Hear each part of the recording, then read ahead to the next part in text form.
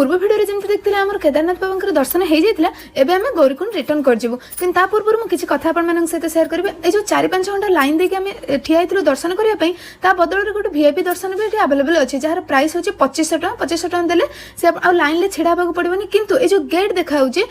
द्वार से द्वार पाखु आउ जेनेल आम जो मैंने जेनेल और वीआईपी सब सामान से किसी वीआईपी दर्शन नहीं से ठेला पेलार ही आपको जावाक पड़ो 2500 टଙ୍କା केवल लाइन जो 4-5 घंटा बचाई दिखाई है आ भितर गोटे 500 टଙ୍କା देले अभिषेक भी होची